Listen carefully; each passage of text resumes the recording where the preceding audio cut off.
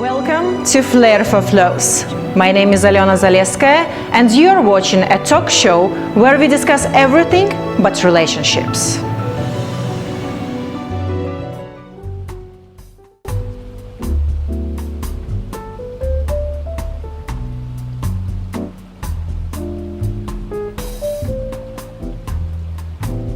Dubai, city of dreams, where love and adventure are just about every corner. But what's the deal with dating and finding the right partner in this dazzling desert oasis? There are definitely some hot questions, and we are about to get some answers. And I'm delighted to introduce our today's guest expert, Mia Pavlikova. She is matchmaker and date coach, and also founder and CEO of Found Your Swan. That's correct? Correct. Can you tell us more what this platform is about? Of course. So Find Your Swan is a platform that was made for singles that are looking for a committed and long-term relationship. So these singles that are looking for a life partner, that they know exactly what they want from life, are a perfect match, perfect fit for this platform. And that's so interesting. I think nowadays it's really a cool idea to have this specific platform rather than just go by yourself and try to find. Because to be honest, I'm out of the dating scene for about 2 years, so I'm very curious what's happening on the dating arena in Dubai right now. What's changed in the last few years? What's happening? Oh well, loads of things they have changed, and I'm very excited to be here. Thank you for having me, first Pleasure. of all. And yes, we will dive more deep into each topic, and we will look at the challenges that people are facing in these days on the market. So there are a lot of parties and dance clubs and boozy brunches around Dubai, and it's good for Instagram snaps, right? But if we are looking for someone reliable and the life partner, is it the right place? So once again, what's happening right now in the dating scene, and where the single individual, successful one, have to go in order to find the proper date? Very good question. So, in one word, the dating scene in Dubai is messy. In 2 words, dating scene is very messy. Don't get me wrong. Definitely, there are many successful stories that people they met their partner in Dubai, and they're living happily in their marriage, right? So there is a potential on finding a partner in Dubai as well. But why people they come to Dubai and they focus on their career, building their empire, and along the way they kind of neglect their private lives, because maybe in the beginning they come, yes, as you said exactly before, I'll just come for a short time period, meanwhile let me enjoy the perks that Dubai offers. Exactly. Don't get me wrong, there's nothing wrong about it. I believe that everyone who comes to Dubai should enjoy the perks that it offers, right? Absolutely. We all should enjoy our lives. And we do like it here. We love it here. Yeah, so let me just draw a picture. So for instance, I'll put it in like a wave, right? So people they come to Dubai and they are here. Okay. And they start building their empire. And then they realize there are other perks that I can enjoy along the way. So they get on the top of the wave and they play here. This is their playground. So some of the people, they start here and they also stop over there. For whatever reason, they didn't want to climb up or they couldn't climb up, you know. But mostly and majority of people in Dubai are up here. And then what happens? Some of those people, they decide, okay, maybe this is not for me anymore, and I would like to have some committed relationship, so let me get off. So they end up here in this pool. Sometimes it happens that people over here, they pull them up back to the game, but then again they slide down. So this pool of people that are single and that are tired or demotivated or they're hopeless, helpless about dating in Dubai, they start to feel like, is there a chance for me? Do I still have the chance to meet the one? And this is the best time to reach out for a matchmaker, because matchmaker has the database of single people, of professionals that are in the same place. They don't want to be up here anymore. They're just here in this pool trying to find their person. And if you're a professional in Dubai, you have a busy life and you just don't have the time to widen your circles, reach out to a matchmaker and we will match you together. That's a great solution, I do agree, and we will come back to the matchmaker platforms. But before that, still, I finished my work. Where can I go? Like to bar, to concerts, to just hang around in the park? Like where should I go if I want to meet face to face? I still give a chance for that. So what's the places? I'm glad you put the question this way, because I have many people reaching out to me on almost daily basis. Where am I gonna meet the one, right? So first of all, as you said, you cannot wait for that person in the comfort zone at your home. Like you're sitting on a couch, you think that person is gonna fall down from the sky. Unfortunately not. Not really. As well as $1 million. We wish. Yeah. We wish, right? So yes, first of all, get out. Get out of your comfort zone. Then second, be ready to put yourself out there, not just by showing up, but being open, being approachable, and not being shy to approach people first.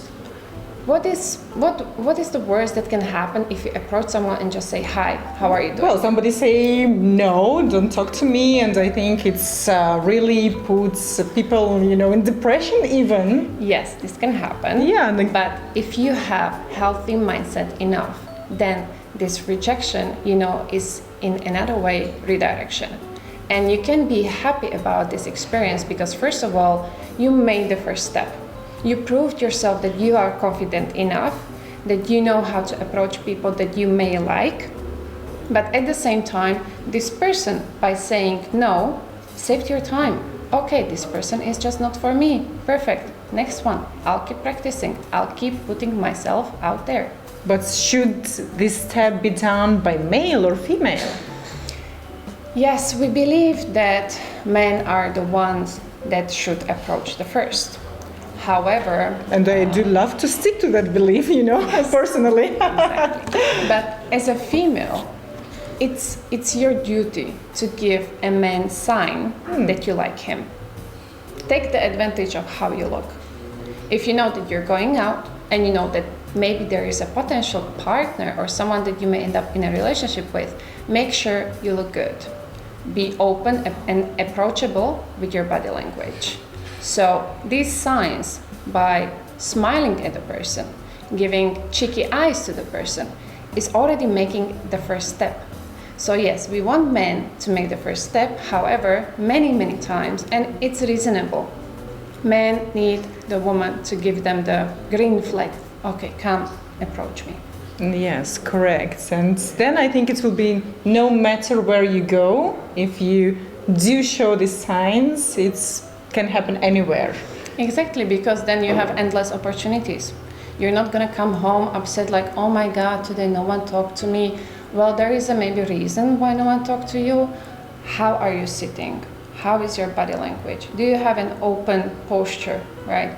Are you smiling? Are you sociable? Do you talk to people? So take advantage of who you are and be confident about yourself.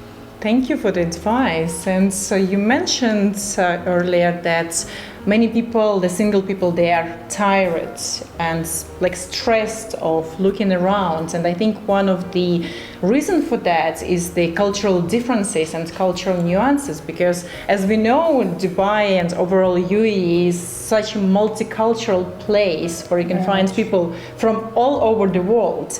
And of course, we cannot put away the fact of having the different cultures, different backgrounds, different traditions, and all of us are here in the foreign land in a way. So if we want to know about other people's culture, we cannot do that in the full description, because only being in their country, seeing around their people, family, friends, that's how we can dive deep in their culture and understand it. And also we speak the different languages, and English is not our native language here for majority of people.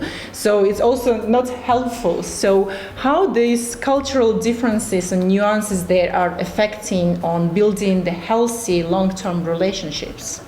Very good question, because yes, Dubai is mostly made up from expats, and we come from different backgrounds. And if you are a person that maybe previously you just had experience in dating only within your culture, and then you come to Dubai and you see like, oh my God, there are so many options here, like the market is huge, let me try.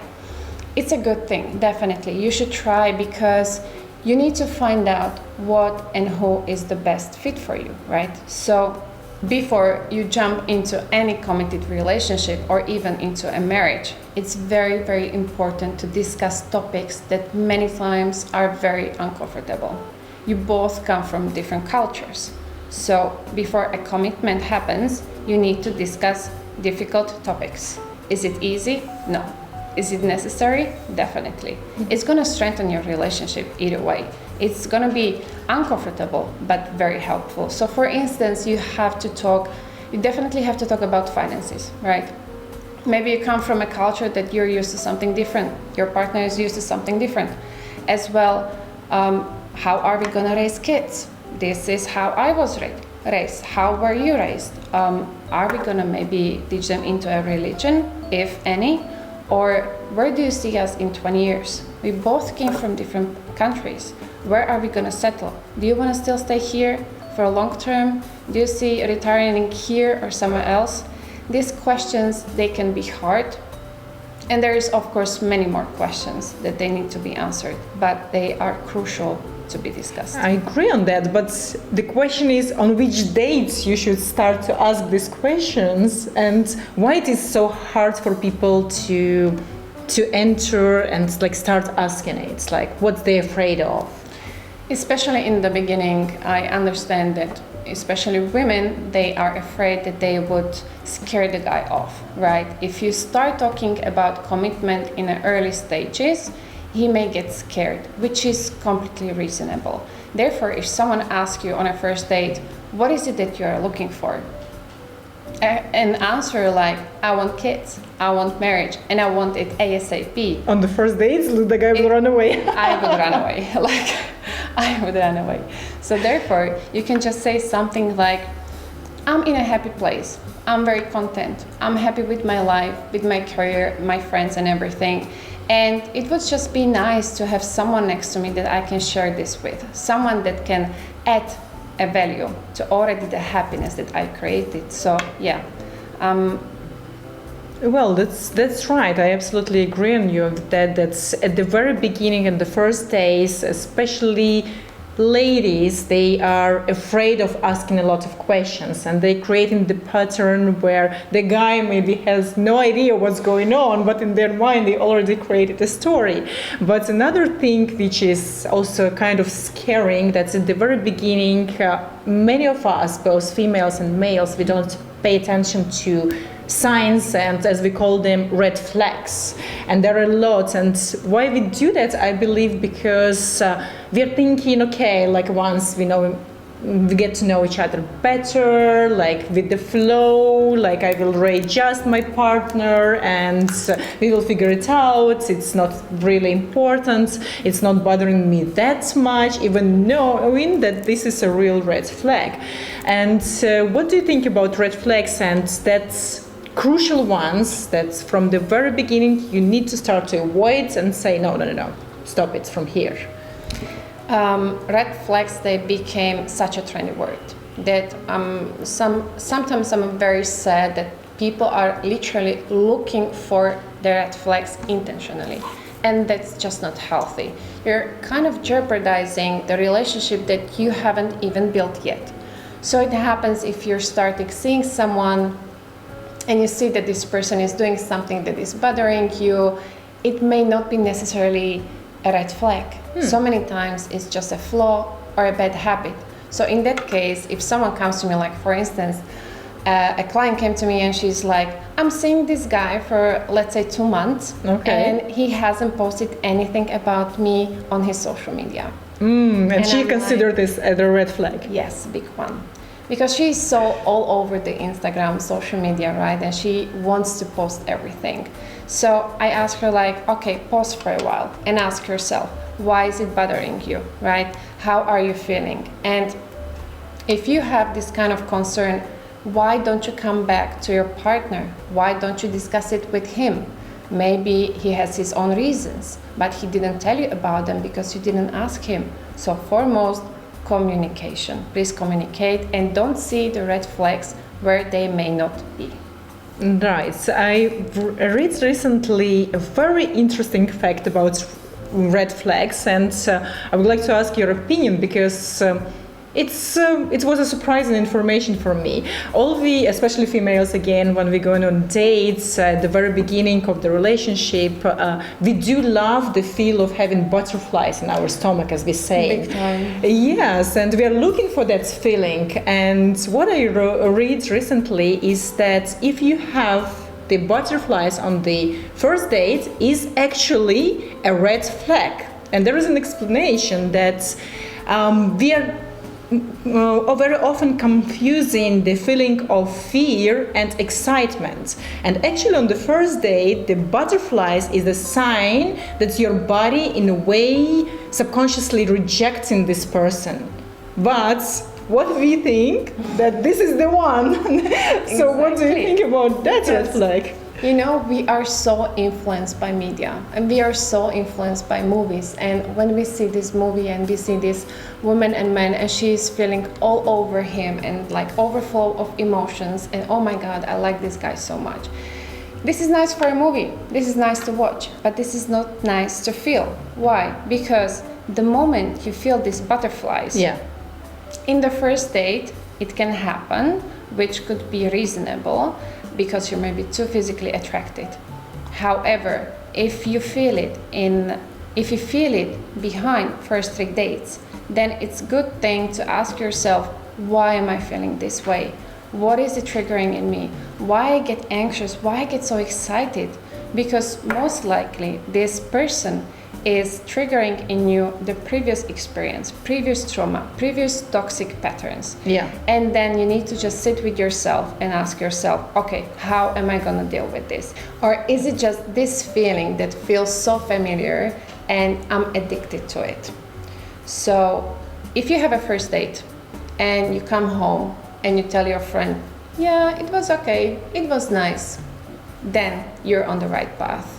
Because especially if you feel like, yeah, there is still something I would like to discover about this person, there is still something that seems like intriguing, then that's a great way to go.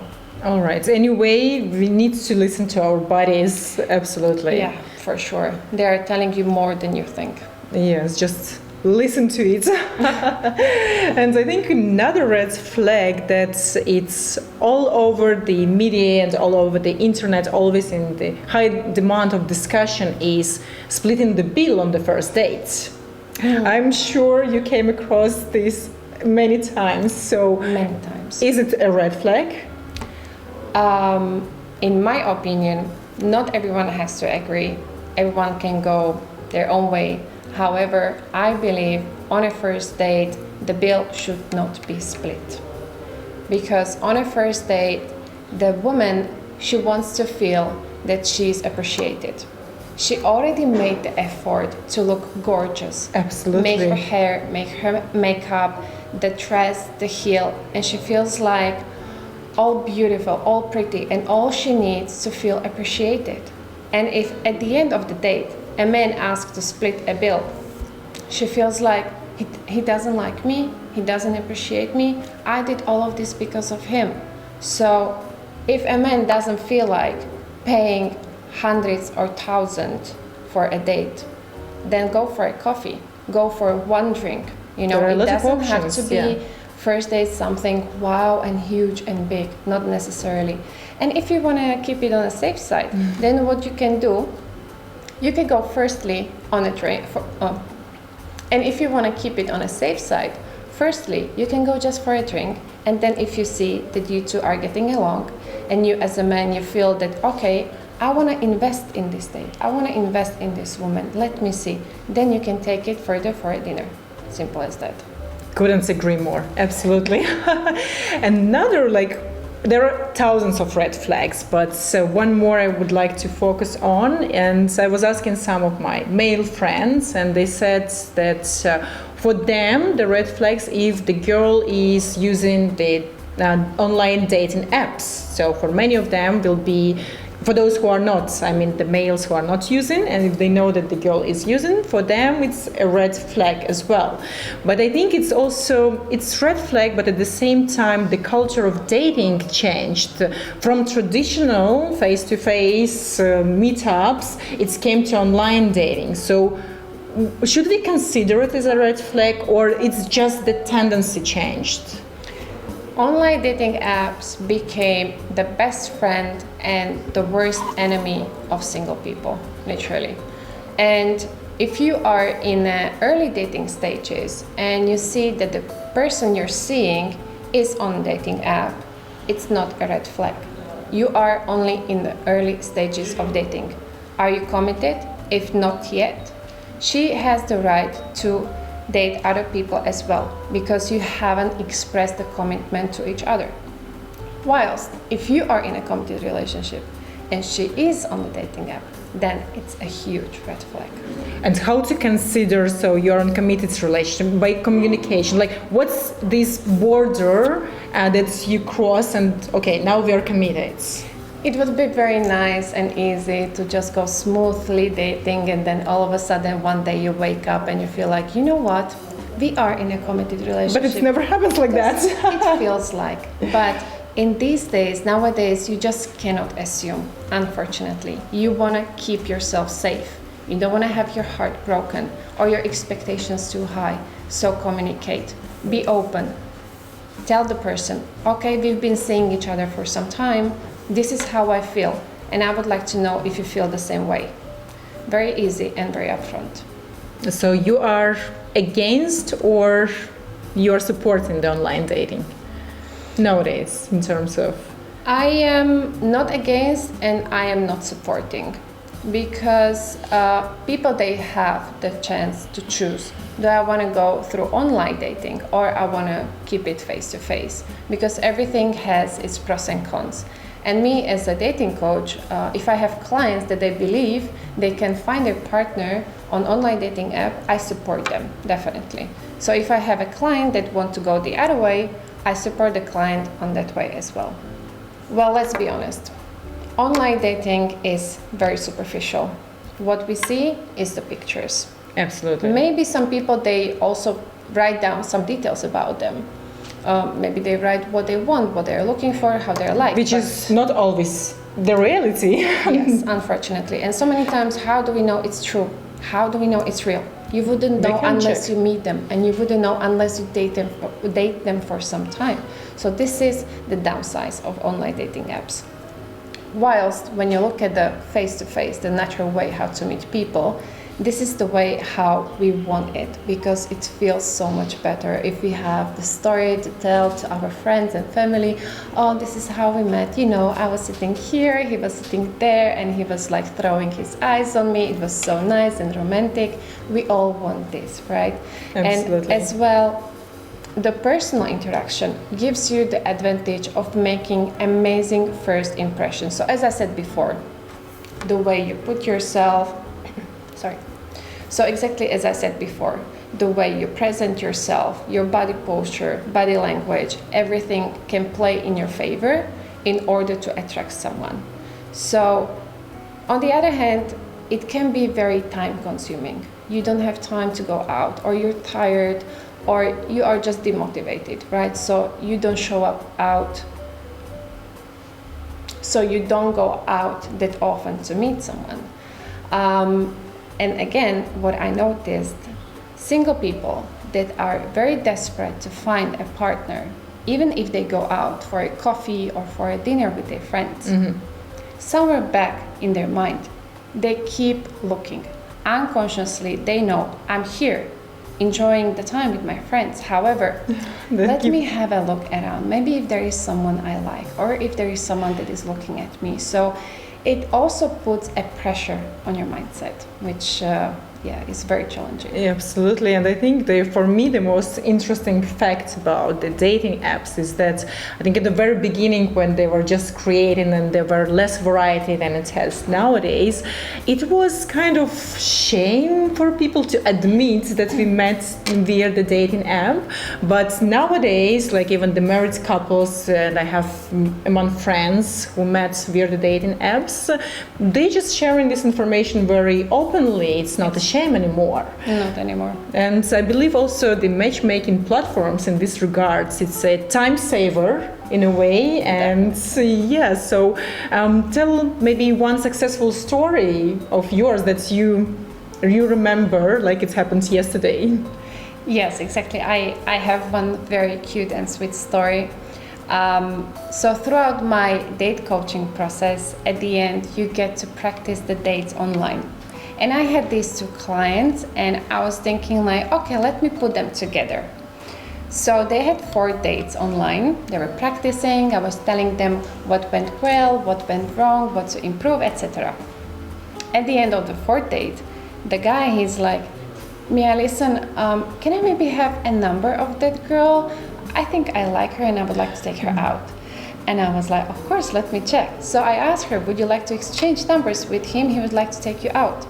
They went on a date and they've been dating since then. It's been a few months, yes. So I'm very happy for them. Oh my goodness, and I can even see the sparkle in your eyes while you're telling this story. So I believe you truly find your niche where you are happy to work and make people around you happy couples by the end of the day. Exactly. That's so amazing. And I believe the time for our first episode is coming up. It's been such a pleasure to discuss with you the scene of dating here in Dubai. And for our audience, we do have a special giveaway. If you put a comment and write the most fascinating question that you would like to ask our next expert during the next episodes, among one of them we will choose the winner, and our expert today, Mia, will conduct a 1.5 hour session. So please like the video, put the comments, and see you next Thursday. Thank you, Mia.